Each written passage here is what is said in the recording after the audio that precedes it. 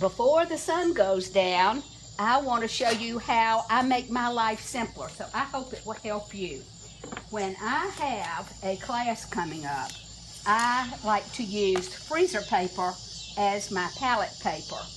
And ultimately, I tape it on and I push my finger through there, and all my people are ready to go.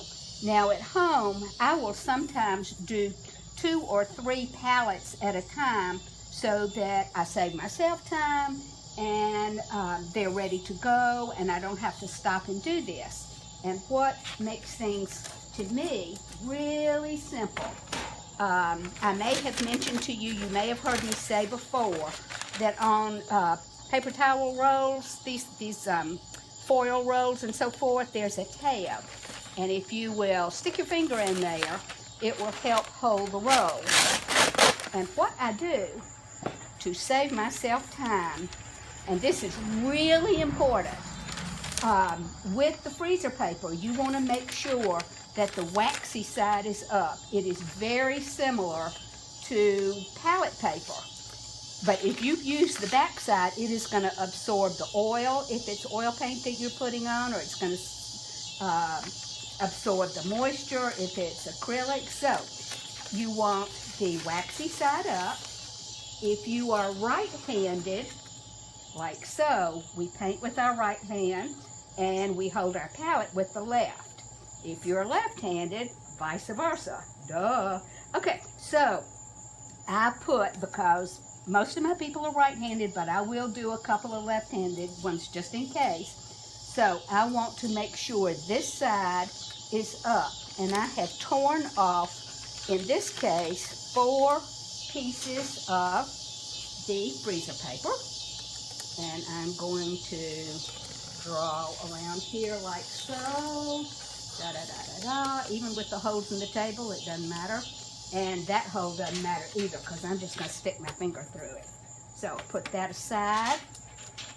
I do my best to hold all 4 of those pieces, one over the other, and round and round and round I go, holding them pretty tight so that they don't move off of each other and be weird. I'm going to take a shortcut there. Move that away. I'm going to come over here. And this isn't something that you have to be very precise at all about, because it really doesn't matter. Round and round.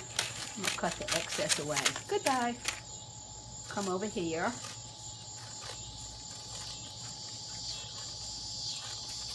Almost done.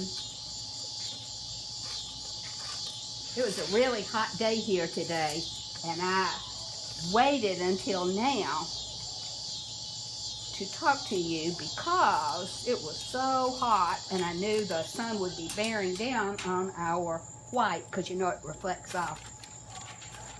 And so I'm going to put these on top of here. I would put this like so. I have my masking tape, and I'm just going to make little bitty tabs around and around to hold that in place. Isn't this easy? And once you've done 3 or 4 of them, you are so set. Well, maybe I can find the end. I didn't do what I would suggest to you, which is when you put the when you pull that last piece off, to turn this under, and then you can always find the end really easily.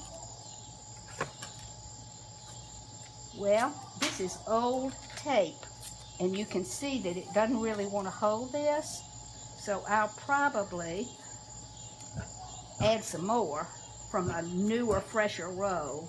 That can happen. So now I'm going to do the fun part. Push my finger through there. If you wanted to, see, that tape is really not holding at all. So this is what you're going to have.